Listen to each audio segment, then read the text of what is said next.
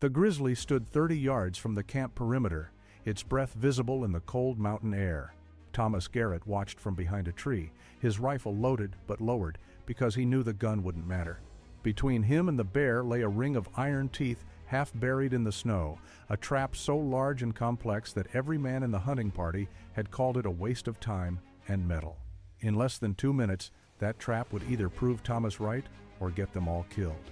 Before we dive in, let us know where you're watching from. And if stories like this move you, hit that subscribe button because tomorrow's episode is even more unbelievable than this one. The breaking point came on March 14, 1839, 4 minutes after dawn, in a high valley of the Wind River Range. Thomas Garrett had been awake for less than a minute when he heard David Morse scream. The sound cut through the morning cold with a clarity that would stay with Thomas for the rest of his life. He emerged from his bedroll to see a grizzly bear standing over David's collapsed tent, 20 feet from where Thomas had been sleeping. The bear was massive, probably weighing 700 pounds, with fur that looked almost black in the early light. David's scream ended abruptly. The other men in the hunting party were scrambling for rifles, shouting, trying to orient themselves to a threat that had appeared without warning. Samuel Fletcher, the party's cook, had been tending the morning fire. He tried to run. The bear caught him in 3 strides. Thomas got his rifle up and fired. The shot hit the bear's shoulder. The animal turned toward him, roared, and charged. Thomas dropped the rifle and ran, knowing he couldn't reload in time. Behind him, he heard 2 more shots from other hunters. The bear changed direction, either wounded or confused by the noise. Jacob Thorne, the party's leader, fired twice at close range. Both shots hit, but the bear didn't fall. Then, as suddenly as it had appeared, the grizzly retreated into the pine forest, leaving blood trail and destruction behind. The entire attack had lasted 4 minutes. 2 men were dead. David Morse had been killed almost instantly. Samuel Fletcher died while the men tried to stop his bleeding, his injuries too severe to survive. 3 other hunters had minor injuries from scrambling over rocks in panic. The camp was destroyed, tents were shredded, food supplies were scattered and trampled. Thomas helped bury David and Samuel on a hillside above the camp. They used rocks to mark the graves because the ground was still partially frozen. After the burial, Jacob announced he was ending the expedition. 3 of the remaining 6 men agreed immediately. They would pack what they could carry and head back to Fort Bridger. 2 others decided to continue south toward the Green River. Thomas told Jacob he was staying. Jacob tried to talk him out of it. Hunting alone in grizzly country after what had just happened was close to suicide. Thomas knew Jacob was right, but he couldn't leave yet. Something about the attack had lodged in his mind and wouldn't let go. He had been hunting for 9 years. He had seen bears before, had even killed 2 grizzlies, but he had never seen one move through armed men as if they posed no threat. The rifles had wounded the bear but hadn't stopped it. Thomas spent that afternoon examining the camp, studying where the bear had entered, how it had moved. He found tracks leading from a game trail 60 yards uphill. The bear had approached from upwind, meaning it had scented the camp deliberately. Most hunters accepted bear danger as reality. You took precautions, stayed alert, and hoped luck stayed on your side. But watching David die, watching Samuel bleed out, watching armed men scatter from a single animal, Thomas felt something shift. There had to be a better way. He set up a new camp that evening and pulled out his leather journal. On a blank page, he started writing questions. How do you stop a bear before it reaches camp? What would a trap need to look like to hold an animal this strong? He didn't have answers yet, but he was going to find them. Thomas spent the next 3 weeks alone in the mountains, and he spent most of that time studying traps. He had been trapping beaver and smaller game for 9 years, so he understood the basic mechanics. A spring mechanism stored energy. A trigger released that energy when disturbed. Jaws snapped shut around whatever had triggered them. The principle was simple and effective for animals up to about 50 pounds. For bears, trappers used scaled-up versions of the same design. Larger springs, heavier jaws, stronger chains. Thomas examined every trap he owned and every trap he found at abandoned campsites in the region. The problems became obvious quickly. Standard bear traps were designed to catch a bear's paw. The jaws closed around the leg, ideally breaking bone and preventing escape. But the traps had to be placed along travel routes, where bears walked naturally. This meant putting them on game trails, near water sources, or around berry patches. You couldn't use them to defend a fixed position, like a camp. The bear had to come to the trap. The trap couldn't come to the bear. This was the first fundamental problem Thomas identified. Defensive traps needed to work differently than hunting traps. The second problem was strength. Even when a bear stepped directly on a trap and the jaws closed properly, grizzlies were powerful enough to break free. Thomas had heard stories from other trappers.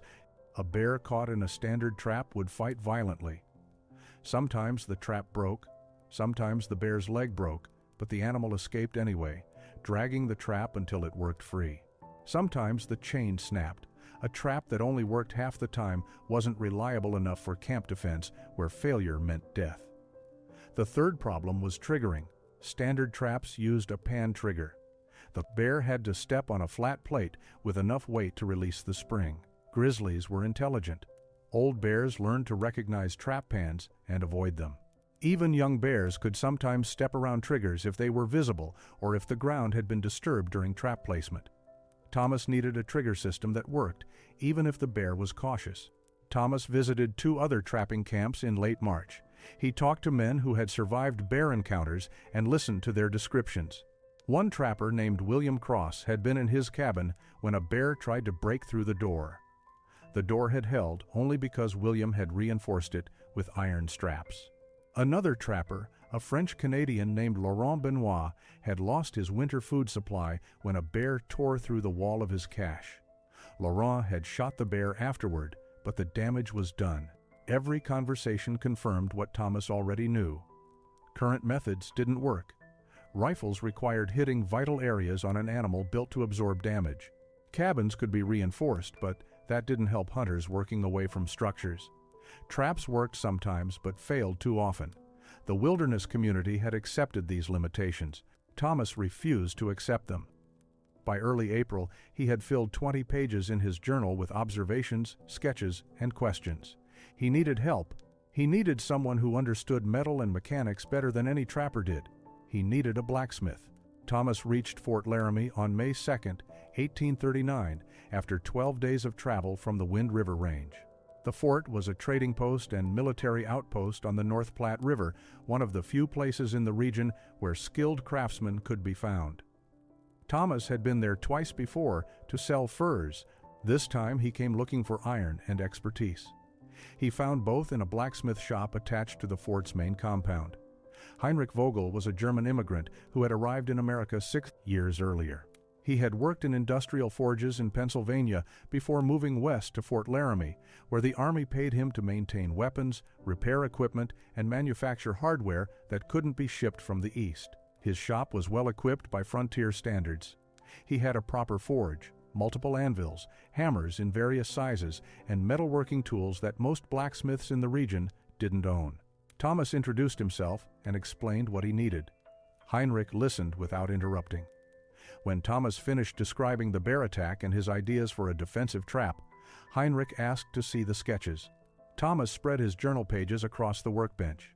The drawings showed circular trap designs, various jaw configurations, and spring mechanisms that differed from standard construction. Heinrich studied them for several minutes. Then he looked up and asked a single question. How much money did Thomas have? Thomas had saved most of his earnings from the previous 2 trapping seasons.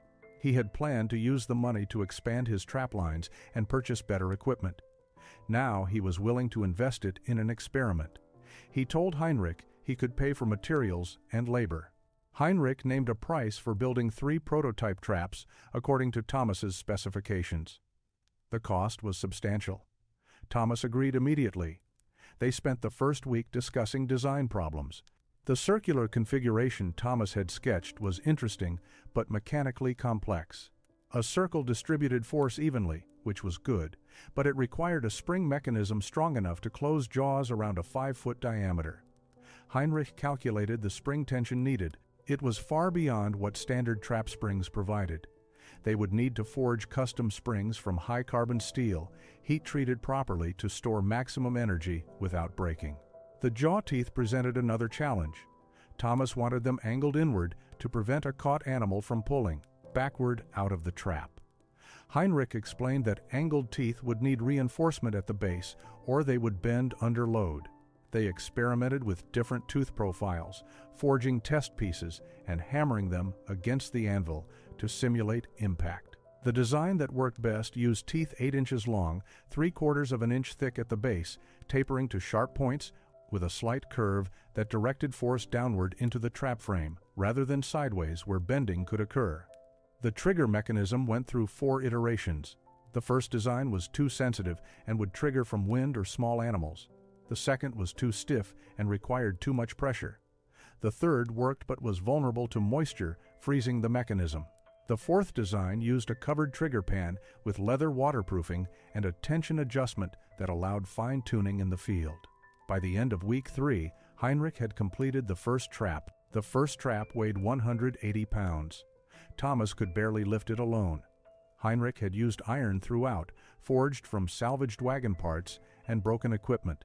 The frame was a perfect circle 5 feet in diameter with 24 teeth spaced evenly around the inner circumference. The spring mechanism sat beneath the circular pan, compressed and locked in place by a simple trigger bar.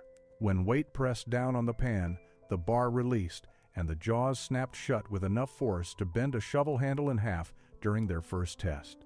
Thomas paid Heinrich for all 3 traps in early June and arranged to have them transported back to the mountains by pack mule. The journey took 8 days. Other trappers he encountered along the way saw the traps and asked questions. Most reactions ranged from skepticism to outright mockery. The traps were too heavy. They were too complicated. They cost too much. One trapper named George Henderson told Thomas he had wasted his money on fancy metal that would never work better than a good rifle. Thomas didn't argue. He just kept moving. He returned to the Wind River Range in mid-June and selected a testing site near his camp. For the first month, he tested the traps on inanimate objects. He set them and triggered them with logs of various weights. The mechanism worked consistently. The jaws closed with impressive force. But Thomas noticed the first problem immediately. The teeth bent when they hit heavy logs at certain angles. Not severely, but enough to concern him. He spent 3 days straightening bent teeth using a hand hammer and a makeshift anvil. He realized the teeth needed better heat treatment or thicker bases. The second problem emerged during wet weather. In late June, a week of rain turned the testing area muddy. The trigger mechanism became sluggish. Mud worked into the spring housing and created friction that prevented proper release. Thomas disassembled one trap completely, cleaned it, and tried coating the moving parts with bear grease. This helped but didn't solve the problem entirely. He eventually created leather covers for the trigger assembly, treated with pine pitch for waterproofing. The covers kept most moisture out without interfering with trigger sensitivity. By July, Thomas felt ready to test the traps on actual animals. He set one trap near a game trail and baited the area with an elk carcass. Smaller animals triggered it twice over the next week. A coyote and a wolf. Both were caught, but both were also killed by the force of the jaws, which wasn't the goal. Thomas needed the trap to hold without necessarily killing because a dead animal couldn't demonstrate whether the trap could restrain something still fighting. He adjusted the spring tension slightly, reducing the closing speed but maintaining enough force to prevent escape. In early August, a young black bear found the bait. The trap caught it cleanly. The bear fought for nearly 5 minutes, trying to pull free, but the trap held without the teeth bending or the mechanism failing. Thomas watched from cover, then approached carefully and dispatched the bear with a single rifle shot. The trap had worked. But Thomas knew a young black bear weighing perhaps 200 pounds was very different from a 700-pound grizzly. Winter came early in 1839. By November, snow had closed the high passes, and Thomas cached his 3 traps in a protected ravine wrapped in oiled canvas to prevent rust. He spent the winter months at Fort Laramie, doing odd jobs and planning for spring. He talked to Heinrich Vogel several times about modifications. The teeth needed thicker bases. The trigger covers needed better sealing. Heinrich agreed to make the improvements if Thomas brought the traps back in spring. April 1840 brought the thaw. Thomas retrieved his traps and returned to Fort Laramie. Heinrich made the modifications in 2 weeks. The improved teeth were noticeably stronger. The trigger housings were now fully enclosed with hinged metal covers that could be opened for maintenance but kept moisture out during use. Thomas paid for the work and prepared to return to the mountains. Before he left, he heard that Jacob Thorne was organizing a new hunting expedition. Thomas found Jacob at the fort's trading post. Jacob remembered him. They talked about the previous year's attack. Jacob asked what Thomas had been doing since. Thomas explained about the traps. Jacob was interested but skeptical. He said Thomas could join his expedition if he wanted. The party would head into the Absaroka Range for a 3-month hunt starting in early May. 8 men total, experienced hunters, planning to work beaver streams and elk meadows. Thomas agreed immediately. The hunting party assembled on May 7th. Besides Thomas and Jacob, there were 6 others. Martin Cole and James Peterson were brothers from Ohio who had been trapping for 4 years. Robert Hawkins was a former Army scout. Daniel Freeman was, young, only 22, on his 2nd season. Antoine Mercier was a French-Canadian voyageur with extensive wilderness experience. Edward Walsh rounded out the group, a quiet man who kept to himself but was known as an excellent shot. When the men saw Thomas's traps, the reactions were predictable. Martin Cole laughed and asked if Thomas planned to catch the whole mountain. James Peterson lifted one trap a few inches and asked how Thomas expected to carry 3 of them, plus his regular gear. Robert Hawkins examined the mechanism and admitted the engineering was impressive, but questioned whether it was practical. Only Jacob and Antoine seemed genuinely interested. Antoine had survived a grizzly attack 3 years earlier and carried scars across his chest as proof. The party traveled northwest from Fort Laramie into the Absaroka Range. The journey took 9 days. They established a base camp near a creek system that showed signs of active beaver colonies. The location was good for hunting and trapping. Plenty of game, fresh water, timber for firewood, and defensible terrain. Thomas immediately began setting his traps each evening in a loose perimeter around camp, roughly 30 yards out from the tents. The other men watched but didn't help. The routine became established quickly. Each morning, Thomas checked and reset his traps. Each evening, he positioned them again after the camp was set up. The process took about 40 minutes. The other hunters began calling them Garrett's Folly. Thomas ignored the jokes. He checked trigger sensitivity daily, cleared debris from the mechanisms, and maintained the positions. He knew the test would come eventually. The test came on May 23, 1840, at approximately 2 hours past midnight. Thomas woke to a sound he had learned to recognize, something large moving through brush with deliberate caution. He lay still in his bedroll, listening. The camp was quiet except for snoring from one of the tents. The fire had burned down to coals. Thomas reached slowly for his rifle and sat up without making noise. 30 yards out, beyond the firelight, he could hear branches breaking. Whatever was approaching was moving around the camp perimeter, testing. Thomas stood and moved to where Jacob Thorne slept. He touched Jacob's shoulder.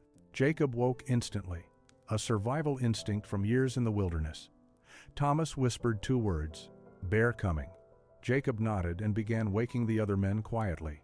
Within 2 minutes, all 8 hunters were awake, armed, and watching the darkness beyond their camp. The grizzly appeared at the edge of the firelight. It was a large male, probably weighing 600 pounds, with distinctive silver-tipped fur along its shoulders. The bear stopped and stood upright, sniffing the air. It had clearly scented the camp and was investigating. Thomas counted seconds. The bear dropped to all 4s and moved closer, following what Thomas recognized as a game trail that led directly toward the tents. The trail passed through the trap perimeter. Thomas whispered instructions. No one shoots unless the trap fails. The men held position, rifles ready, but lowered. The bear moved with surprising quiet for an animal its size. It paused twice, scenting, then continued forward. At 40 yards, it stopped again. Thomas could see its head turning, examining the camp layout. Then it started moving again, directly along the trail. Thomas watched the bear's path and calculated. 3 more steps, 2 more steps. The bear's front left paw came down on the trigger pan. The sound was like a branch snapping. The spring released. The jaws closed with enough force that Thomas heard the impact from 30 yards away. The bear roared and lunged backward. The trap held. The teeth had penetrated through fur and into the leg. The bear pulled against the trap's weight. dragging it several feet, but the trap was too heavy to pull far, and the teeth angled inward prevented the leg from sliding free. The grizzly fought the trap for approximately 30 seconds, pulling, twisting, biting at the metal. Then Jacob gave a quiet order. 3 men fired simultaneously. All 3 shots hit. The bear collapsed and was still. The camp remained silent for several seconds. Then Robert Hawkins said something unprintable and laughed. Martin Cole walked out to examine the trap, forgetting to be cautious. Antoine Mercier just nodded at Thomas with what might have been respect. Jacob Thorne approached the dead bear and studied how the trap had held it. He looked at Thomas and asked how much it would cost to have Heinrich Vogel build another one. Thomas told him $30. Jacob said he would pay $40 if Thomas could get one made within a month. By morning, 3 other men in the party had made similar requests. Thomas returned to Fort Laramie in late June 1840 with orders for 7 traps and a list of modifications based on field performance. Heinrich Vogel was in his shop repairing a broken wagon axle when Thomas arrived. Heinrich set down his hammer and listened as Thomas described the successful bear encounter. Then Thomas explained what needed improvement. The teeth had penetrated well, but 2 had bent slightly under the strain of the bear's thrashing. The trigger mechanism had worked perfectly, but needed faster reset capability for camps that moved frequently. The overall weight made transport difficult over rough terrain. Heinrich examined Thomas's notes and sketches. He proposed several solutions. For the teeth, he would use a harder steel alloy and add reinforcement ribs along the back of each tooth. This would increase strength without significantly increasing weight. For the trigger mechanism, he designed a simplified reset system using a single lever instead of the multi-step process Thomas's current traps required. For the weight problem, Heinrich suggested hollowing out sections of the circular frame that didn't bear primary load. This could reduce weight by 20 to 30 pounds without compromising structural integrity. They spent 2 weeks experimenting. Heinrich forged test teeth using different steel compositions and heat treatments. He bent them deliberately to find the failure point. The improved design withstood far more force before bending. Thomas tested the new trigger reset mechanism repeatedly. He could now reset a trap in under 3 minutes compared to the previous 7-minute process. The weight reduction worked as Heinrich predicted. The improved trap weighed 152 pounds, noticeably lighter but still substantial. Production began in July. Heinrich hired an apprentice to help with the increased workload. They established an assembly process. Heinrich forged the major components while the apprentice handled finishing work and assembly. Each trap took approximately 6 days to complete, from raw materials to finished product. By September, Heinrich had completed 9 traps. Thomas delivered 7 to the hunters who had ordered them and kept 2 improved versions for himself. Word continued spreading through the trapping community during the fall and winter of 1840. Thomas encountered other hunters at Fort Laramie and at various camps throughout the region.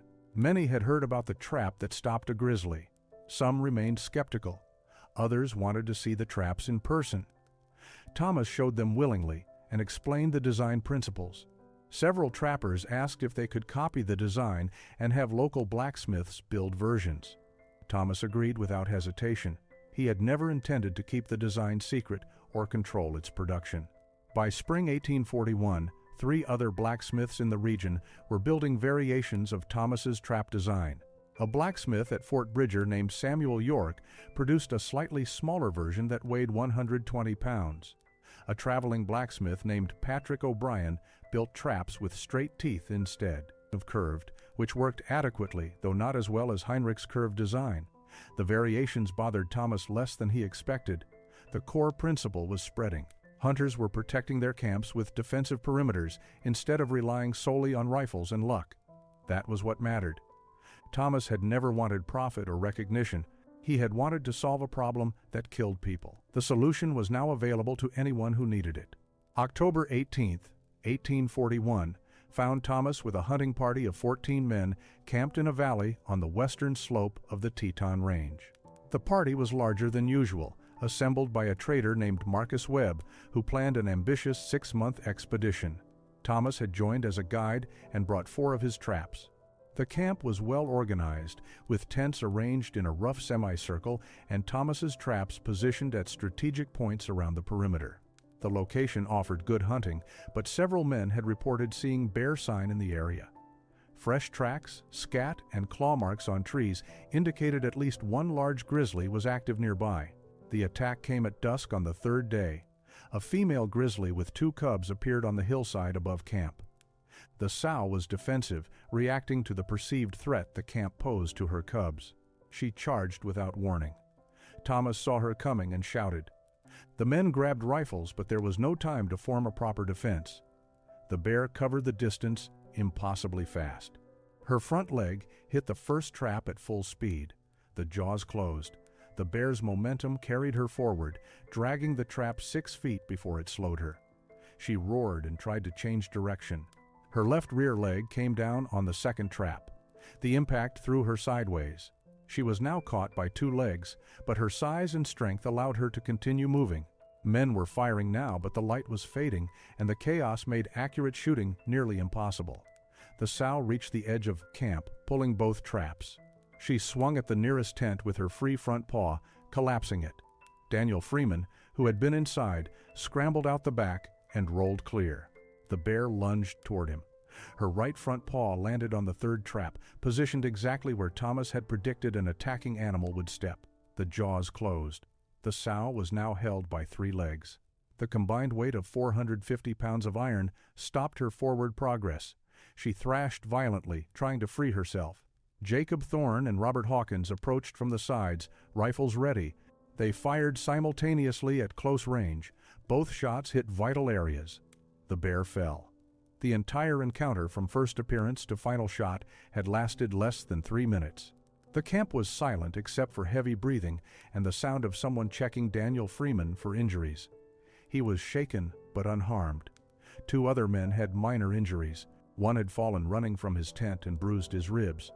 Another had cut his hand on a knife while scrambling for weapons. Marcus Webb walked slowly around the dead bear, examining how the 3 traps had worked together to stop her charge. He looked at Thomas and said something that would be repeated throughout the region over the following months. Without those traps, she would have reached the tents with people still inside. Thomas didn't respond. He was already checking the trap mechanisms for damage, planning repairs, thinking about placement adjustments for tomorrow's camp. The innovation had worked exactly as intended. The story of the Teton encounter spread rapidly through the frontier trapping network during the winter of 1841. Marcus Webb told the story at Fort Bridger, Fort Laramie, and every trading post between. Other men from the party confirmed the details. A charging grizzly with cubs, the most dangerous situation a hunter could face, had been stopped by strategic trap placement before reaching the camp proper. 2 men might have died without those traps. The story changed calculations for hunting parties operating in bear country. By spring 1842, Heinrich Vogel was producing 12 traps per month and still couldn't keep up with orders. The price had stabilized at $30 per trap, expensive but increasingly viewed as essential equipment rather than optional luxury. Blacksmiths at Fort Bridger, Bent's Fort, and Fort Hall were also producing their own versions. The designs varied in details but followed the same core principles Thomas had established. Circular frames, inward angled teeth, spring mechanisms capable of stopping large animals, and trigger systems designed for perimeter defense rather than trail hunting. The United States Army took notice in 1843. A captain named James Morrison visited Fort Laramie and examined Heinrich's traps. Morrison was responsible for security at several frontier outposts where bear encounters threatened soldiers and civilians. He ordered 20 traps for distribution among Wyoming and Montana Territory posts. The military adoption gave the design additional legitimacy. If the Army trusted these traps for fort defense, civilian hunters felt confident using them for camp protection. Variations emerged to serve different needs. Some trappers requested smaller versions weighing around 80 pounds for use by solo hunters who couldn't transport the full-size traps. Others wanted larger versions with heavier teeth for deliberate bear hunting rather than defensive purposes.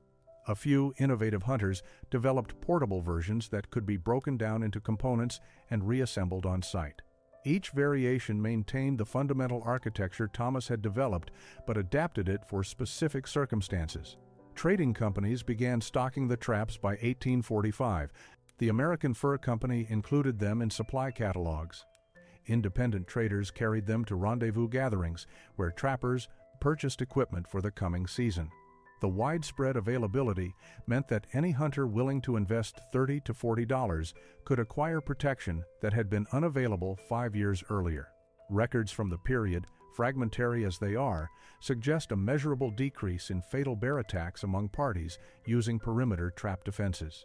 Thomas continued hunting and guiding parties through the 1840s and into the 1850s. He never profited significantly from his invention beyond his normal guiding fees. He had shared the design freely and never attempted to patent or control production. Other men made money manufacturing and selling traps. Thomas seemed content with having solved the problem he set out to solve. By 1850, his traps or variations of them were standard equipment across the Rocky Mountain region. The concept had become infrastructure, as common and expected as rifles and knives. The trap that started as an obsessive response to tragedy had become simply how people survived in grizzly country, so routine that younger trappers didn't remember a time when defensive perimeter traps weren't available. Thomas Garrett died on November 3, 1868, in a small cabin outside Bozeman, Montana Territory. He was 54 years old. The cause was pneumonia, common enough in the region's harsh winters. He had been living alone, still guiding occasional hunting parties, but spending most of his time maintaining trap lines and teaching younger men wilderness survival techniques. A neighbor found him 2 days after his death and arranged for burial in a small cemetery on a hillside overlooking the Gallatin Valley. His personal effects were minimal. The cabin contained basic furniture, hunting equipment, and 3 leather-bound journals filled with sketches and notes about trap designs, animal behavior, and observations about wilderness survival. His sister in Ohio inherited the journals. She kept them without understanding their significance. Years later, her grandson donated them to a historical society in Montana. Researchers examining frontier life discovered the journals in 1923 and recognized their value as documentation of practical innovation on the American frontier. Thomas had never married. He had no children. The few people who knew him described him as quiet, competent, and obsessively focused on whatever problem he was trying to solve. He didn't seek attention or credit. When people asked about the trap design, he talked about Heinrich Vogel's metalworking skill more than his own ideas. When younger trappers asked for advice, he shared everything he knew without expecting payment or recognition. The closest thing to a legacy he intentionally left was the knowledge he passed to men who learned from him. But the unintentional legacy lasted far longer. Into the 1850s and 60s, trappers, hunters, prospectors, and settlers continued using variations of the defensive trap design Thomas had developed. The traps protected camps, homesteads, mining operations, and remote outposts. Exact numbers are impossible to determine, but historical accounts reference multiple instances where trap perimeters prevented bear attacks that would have resulted in deaths or serious injuries. Modern historians estimate several dozen lives were saved over the following decades because people built defenses that worked before confrontation became necessary. Museums in Montana and Wyoming display original Garrett-style traps. The Teton County Historical Society has one of Heinrich Vogel's early models still functional after more than a century and a half. The Museum of the Mountain Man in Pinedale, Wyoming, includes trap manufacturing in its exhibits about frontier technology. Academic studies of frontier innovation cite Thomas's traps as examples of practical problem-solving that emerged from necessity rather than formal education or institutional support. The phrase "built like a Garrett trap" appeared in letters and journals from the 1850s through the 1880s, meaning construction that could withstand extreme conditions. The metaphor outlasted knowledge of who Garrett was or what he had actually built. By the early 20th century, few people remembered the specific story, but the principle Thomas had proven remained valid. Intelligence and preparation could overcome raw wilderness danger. Good engineering eliminated problems before they became crises. One man's refusal to accept that people had to die from preventable causes could change how an entire region approached survival. The ring of iron teeth that stopped a charging grizzly in 1840 wasn't just a trap. It was proof that better solutions existed if someone cared enough to find them.